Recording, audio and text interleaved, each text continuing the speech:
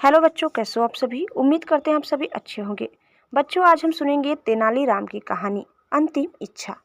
समय के साथ साथ राजा कृष्णदेव राय की माता बहुत वृद्ध हो गई थी। एक बार वह बहुत बीमार पड़ गई। उन्हें लगा कि अब वे शीघ्र ही मर जाएंगी। उन्हें आम से बहुत लगाव था, इसलिए जीवन के अंतिम दिनों में वे आम दान करना चाहती थी।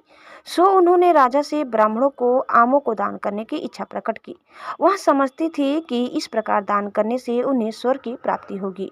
सो कुछ दिनों बाद राजा की माता अपनी अंतिम इच्छा की पूर्ति किए बिना ही मृत्यु को प्राप्त हो गई।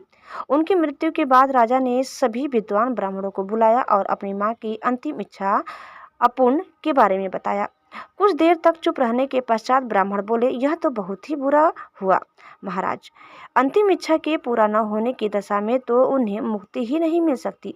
वे प्रेत योनि में भटकती रहेंगी। महाराज, आपको उनकी आत्मा की शांति का उपाय करना चाहिए। तब महाराज ने उनसे अपनी माता की अंतिम इच्छा की पूर्ति का उपाय पूछा। ब्राह्मण बोले, उनकी आत्मा की शांति के लिए आपको उनकी पुण्यतिथि पर सोने के आमों का दान करना पड़ेगा। अतः राजा ने मां की पुण्यतिथि पर कुछ ब्राह्मणों को भोजन के लिए बुलाया और प्रत्येक को सोने से बने आम दान में दिए। जब तेनालीराम को यह पता चला तो वह तुरंत समझ गया कि ब्राह्मण लोग राजा की सरलता तथा भोलेपन का उठा रहे हैं। सो उसने उन ब्राह्मणों को पाठ पढ़ाने की एक योजना बनाई।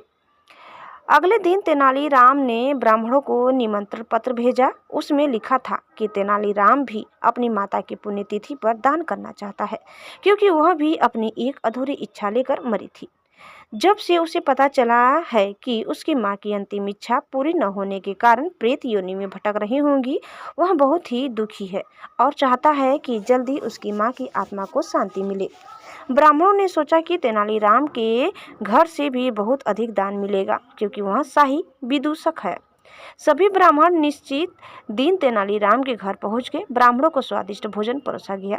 भोजन परोसने के पश्चात सभी दान मिलने की प्रतीक्षा करने लगे। तभी उन्होंने देखा कि तेनालीराम लोहे के सलाखों को आग में गर्म कर रहा है। पूछने पर तेनालीराम बोला, मेरी माँ फोड़ों के दर्द से परेशान थी। मृत्यु के समय उन्हें बहुत तेज दर्द हो रहा था। इससे पहले कि मैं गर्म सलाखों से उनकी सिकाई करता, वह मर चुकी थी। अब उनकी आत्मा की शांति के लिए मुझे आपके साथ वैसा ही करना पड़ेगा जैसे कि उनकी अंतिम इच्छा थी। यह सुनकर ब्राह्मण बौखला गए। वे वहां से तुरंत चले जाना चाहते थे। वे गुस्से में तेनालीराम से बोले कि हमें गर्म सलाखों से दागने पर तुम्हारी माँ की आत्मा को शांति नहीं मिलेगी। नहीं महाशय, मैं झूठ नहीं बोल रहा। यदि सोने के आम दान देने से महाराज की माँ की आत्मा को स्वर्ग में शांति मिल सकती है, तो मैं अपनी माँ की अंतिम इच्छा क्यों नहीं पूरी कर सकता। यह सुनते ही सभी ब्राह्मण समझ गए कि तेनालीराम क्या कहना चाहता है।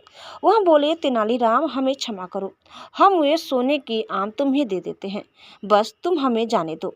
तेनालीराम ने सोने के आम लेकर ब्राह्मणों को जाने दिया, परंतु एक लालची ब्राह्मण ने सारी बात राजा को जाकर बता दी। यह सुनकर राजा क्रोधित हो गए और उन्होंने तेनालीराम को बुलाया। वे बोले, तेनालीराम, यदि तुम्हें सोने के आम चाहिए थे तो मुझसे मांग लेते। तुम इतने लालची कैसे हो गए कि तुमने ब्राह्मणों से सोने के आम ले लिए। महाराज, मैं लालची नहीं हूँ, अपितु मैं तो उनकी लालच की प्रवृत्ति को रोक रहा था। यदि वे आपकी माँ की पुण्यतिथि पर सोने के आम ग्रहण कर सकते हैं, तो मेरी माँ की पुण्यतिथि पर लोहे की गर्म सलाखें क्यों नहीं झेल सकते। राजा तेनालीराम की बातों का अर्थ समझ गए। उन्होंने ब्राह्मणों को बुलाया और उन्हें भविष्य में लालच त्यागने को कहा। तो बच्चों, इस प्रकार कहानी यहीं समाप्त करते हैं। उम्मीद करते हैं कि आपको हमारी आज की कहानी जरूर पसंद आई होगी। कैसे लगी कमेंट करके बताइए। चैनल में नए हैं तो प्लीज़ लाइक, शेयर और सब्सक्राइब करना न भूलें। धन्यवाद। Bye bye.